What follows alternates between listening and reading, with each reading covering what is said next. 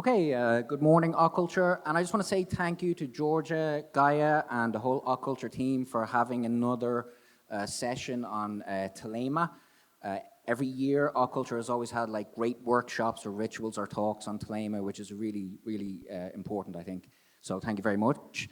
So this morning, I will speak about this text, Liber Librae, or Liber Librae. I apologize in advance for my pronunciation of Latin and Hebrew.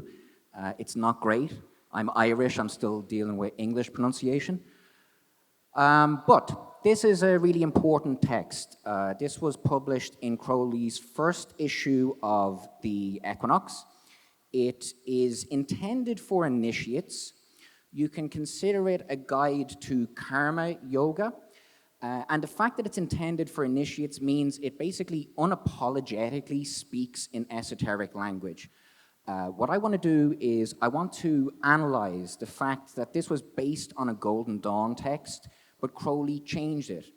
And some people say he didn't really change much, but I think that he did. And they're small changes, but they make a big shift in value. So it helps us understand what Matthew was just talking about this shift from the old Aeon to the new Aeon magical paradigm that Crowley sees himself inaugurating.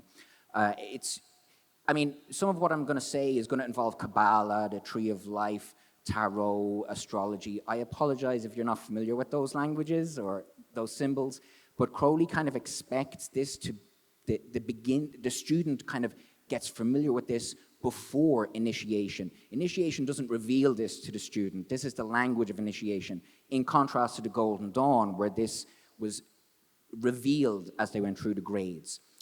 So anyone who's interested or connected with OTO or AA, this is a very important text. Do we have any Thelemites in the room, by the way? Thelemites? Let me get a woo, yeah? Yeah, okay. Do what thou wilt should be the whole of the law. All right, let's get into the text. What I'm going to do is I'm going to take key parts of the text out that have a few changes, and let's see what the effect of those changes are. So, the text begins brilliantly. Learn first, O thou who aspirest unto our ancient order, that equilibrium is the basis of the work. If thou thyself hast not a sure foundation, whereon wilt thou stand to direct the forces of nature?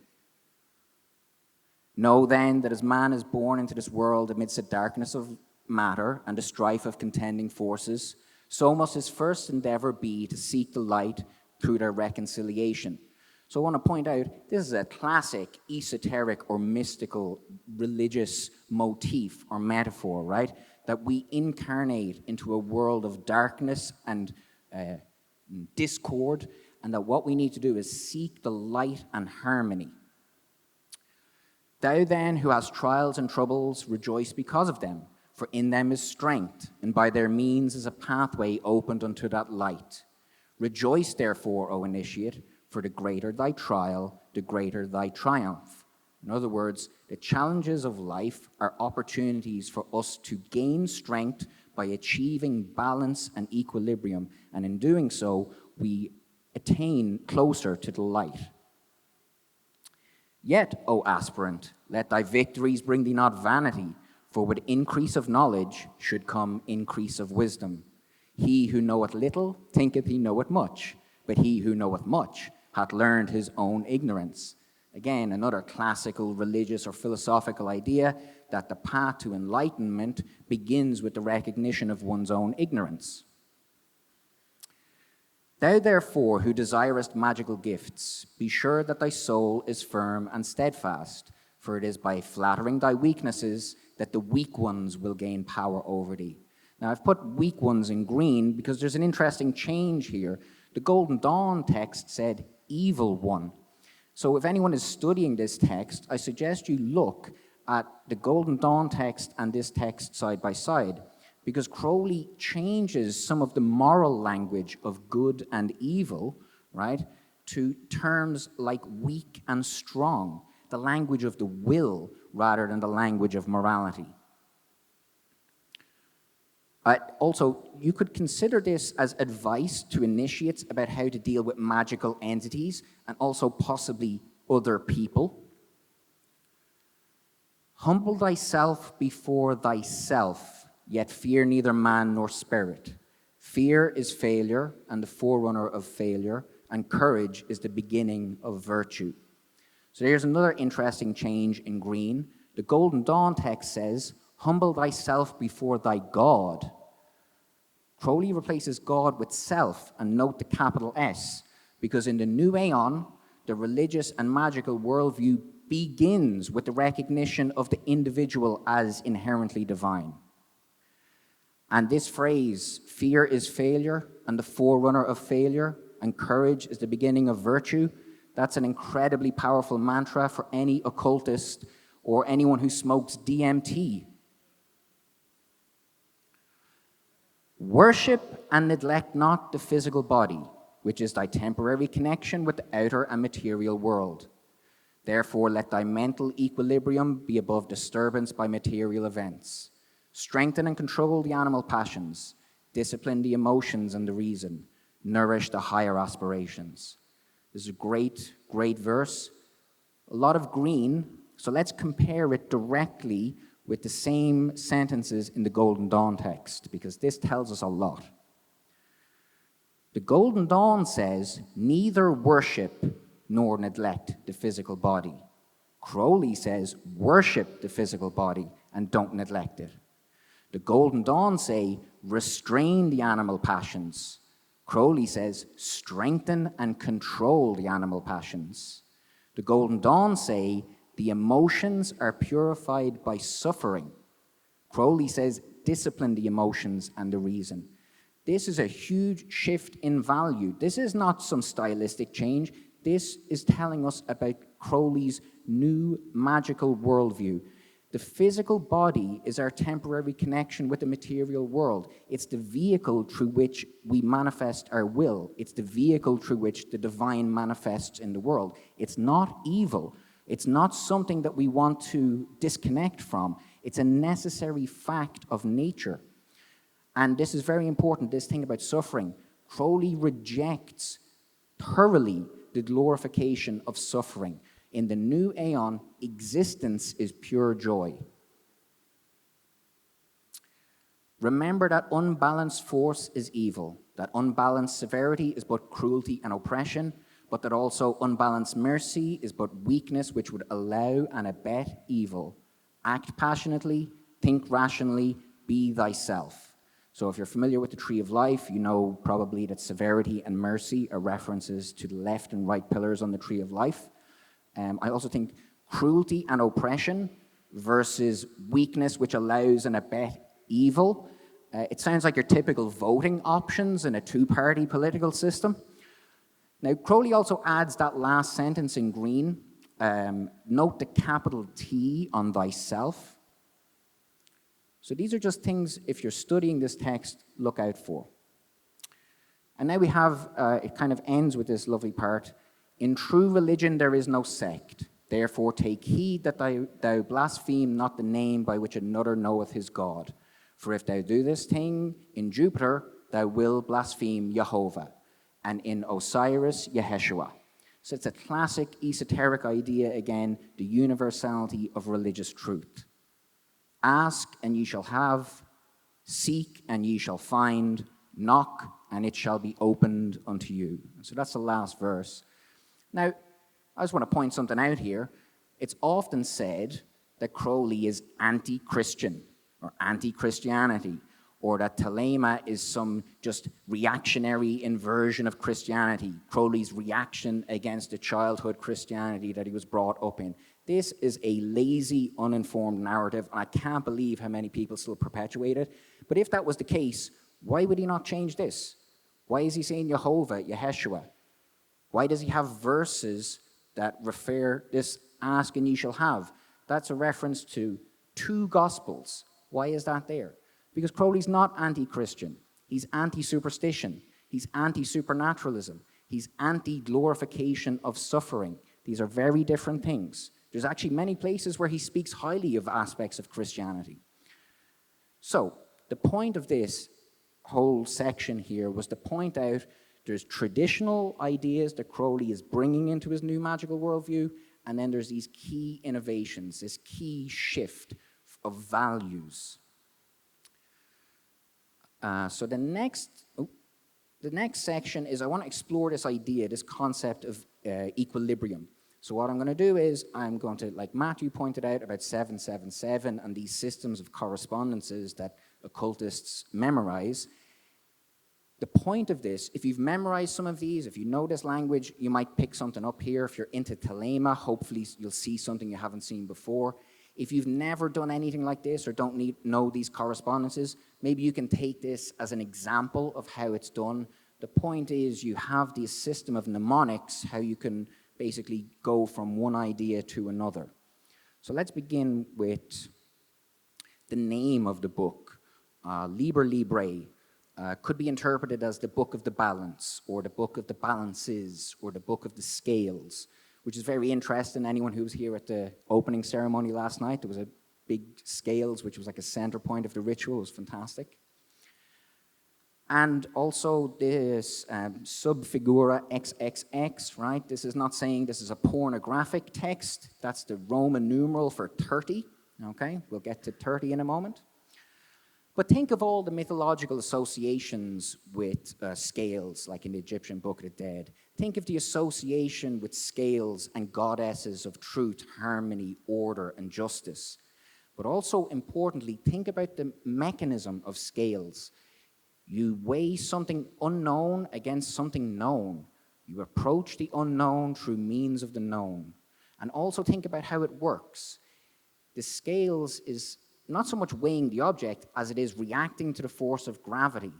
And this is important. Crowley actually points this out in the Book of Thoth. He says when he created the card for adjustment, he said in the old deck, this was called justice. But justice has just a purely human and therefore relative sense. So it's not a fact of nature. In other words, for Crowley, nature is the measure of all things in a sense, not human ideas. Nature is nature is not just according to any theological or ethical idea, but nature is exact. And when Lady Freda Harris was painting this, Crowley, she was having difficulty with depicting this, and Crowley wasn't happy with some of her early images. And he said to her, you have got the idea of balance as static, whereas it ought to be dynamic. Nature is not the grocer weighing out a pound of sugar, it's the compensation of complicated rhythms. In other words, it's about this, well, first of all, this idea of balance is dynamic. We've got this stability in motion. If you look at the goddess on the card, she's kind of on tiptoes, she's dancing. She's not staying still balanced, she's actually actively actively holding herself in balance. And we have, again, this reference to nature, as this is about the natural force, nature's force of compensation, as opposed to human ideas of justice. And we also have connections with Lamed, the Hebrew letter Lamed, which has that value of 30. Crowley actually analyzes every Hebrew letter is also a word. And so that means that every Hebrew letter has a spelling made up of other letters. So what you can do is you can take a letter, you can spell out the word, and you can look at the meaning of each of those letters, and that should give you some esoteric idea of the meaning of the original letter. And Crowley does this with Lamed, which is spelled Lamed, Mem, Dalet, and he analyzes this as by equilibrium and self-sacrifice, the gate. Now, I'll leave this for you to explore on your own, but you can look at the tarot cards of adjustment, the Hanged Man and the Empress, which are Lamed, Mem, and Dalet, to see what's going on here. And you can try this with any Hebrew letter. Lamed is also the Hebrew word for ox goad, which is a big long stick with a pointy end that you prod an ox with, so the ox moves and pulls your plow, so you can plow the field. So again, we have, like a scales, this idea of harnessing wild forces for some particular end. Lamed also has connotations of study, learn, teach. And when Lamed is used as a preposition before a word, it can mean to, or for, or toward. So again, this might be an interesting thing to think about with regard to this idea of equilibrium as the basis of the work. And Lamed as the ox goad, therefore, in Kabbalah, has a connection with the ox. And the ox is the letter Aleph. So any Thelemites here already are probably familiar with the idea that in Thelema, Aleph Lamed or Lamed Aleph is very, very important. As Crowley says in the Book of Thought, in the greatest symbolism of all, adjustment is the feminine complement of the fool, for the letters Aleph, Lamed constitute the secret key of the Book of the Law. So this is, again, quite maybe mystical, esoteric, Thelemic stuff here, but it's of interest, and if you're a Thelemite, certainly worth exploring. A little hint that Crowley gives us, and Gordon will speak more about this equation later. LA represents the ecstasy of Nuit and Hadith conjoined, lost in love and making themselves naught thereby. A very important doctrine in Thelemic mysticism. Apologies to the non-Thelemites who were thinking, what is he talking about? And this card is also associated with Libra. Libra is interesting. Crowley says in the Book of Thought, this card represents the sign of Libra, ruled by Venus. In it, Saturn is exalted. The equilibrium of all things is hereby symbolized. And he wrote to Harris. Harris was having a problem. She said, I don't really like the goddess that I'm painting on this card. Something about her is not right. So Crowley wrote to her and he said, this doctrine that this card is to depict about nature is very important as a commentary on the text, existence is pure joy, which is a verse from the Book of the Law. And then Crowley said to Harris, when you get the Venus and Saturn dancing motive firmly in your mind, you will produce a lady whom you will like better. Does anyone know which lady Crowley is referring to when he talks about Venus and Saturn? Anyone? Say it. Babylon, right? Babylon, Venus, the 7 letters in the name Babylon, the fact that she is the heavenly Venus, the fact that she's associated with the sphere of Binah, which is the sphere of Saturn. So we have seen through this analysis of Lamed, we can connect with Aleph, which we can see as Nuit and Hadith. Through analyzing Libra, we can arrive at Babylon, because there's a connection with Venus and Saturn. So this is interesting, that with very simple, quick associations, we can, if you're practicing Thelemic magic, you can immediately see a lot of important theological ideas in Thelema just through Lamed Libra. So we have Nuit, Hadith, and Babylon. There's somebody missing from this family photograph. Let's have a little look at where Lamed is on the Tree of Life. I don't know if you can see it there, but it connects the spheres of Geburah and Tiferet, the sphere of Mars and the sphere of Sol. Now, who in Thelema connects Mars and Sol? Rahur Kuit. So we now have all the key deities of Thelema very closely associated with this doctrine of equilibrium. Again, if you're not interested in Thelema or this language is totally alien to you, I apologize. So I'll ground it in more general terms now. You might be thinking, okay, if I'm new to all of this, the real question is, where do I start? Well, let's begin with the idea of the goal of magic, the idea of the great work, which can be encapsulated in many ways, but one typical way is to talk about the union of the pentagram and the hexagram, or the microcosm and the macrocosm. And this is interesting with regard to this symbolism of Lamed on the Tree of Life, because Lamed connects the 5th sphere and the 6th sphere. So equilibrium is the basis of the work. Equilibrium connects 5 and 6. What is the great work? The union of the 5 and the 6.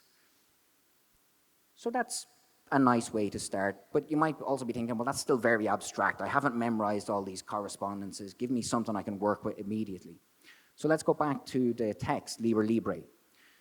There's a really lovely part that I didn't talk about earlier. I'm going to put it up now. I think it's worth explaining because it helps us to see what is meant by balance and imbalance on a very personal level.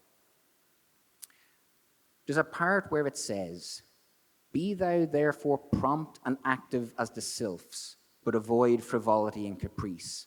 Be energetic and strong like the salamanders, but avoid irritability and ferocity.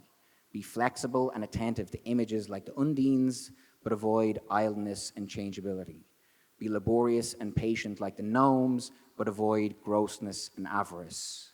So shalt thou gradually develop the powers of thy soul and fit thyself to command the spirits of the elements." So the spirits of the elements, the sylphs, the salamanders, the undines, and the gnomes, these are elemental forces associated with the 4 elements. And if we kind of separate them and highlight them according to the element, you can see a little clearer the structure of that verse. And if we put it into a table, we can kind of see if we associate, and this is the point of memorizing these systems of correspondences, it connects the symbolism, whether it's the 4 parts of the soul in Kabbalah, or the 4 worlds of Kabbalah, or the 4 letters of Tetragrammaton, or the 4 suits in the tarot, fire, water, air, and earth, can be seen in terms of the 4 parts of the soul. The creative will is fire. The soul intuition is water. The intellect is air. And the animal soul is earth. And so now we can look at that verse in a different way, and we can say, aha, what that has told us is, what does balance look like in the will? What does balance look like in the intuition? What does balance look like in the intellect or in the animal soul? And also, importantly, what does imbalance in any of those elements look like? And it looks like this. Creative will, when it's balanced, you're energetic and strong. When it's unbalanced, you're irritable and ferocious. When your intuition is balanced, you're flexible and you're attentive to images. When it's unbalanced, you're idle and changeable.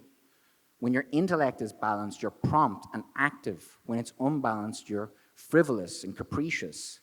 When the animal soul is balanced, you're laborious and you're patient. And when it's unbalanced, you're gross and lazy.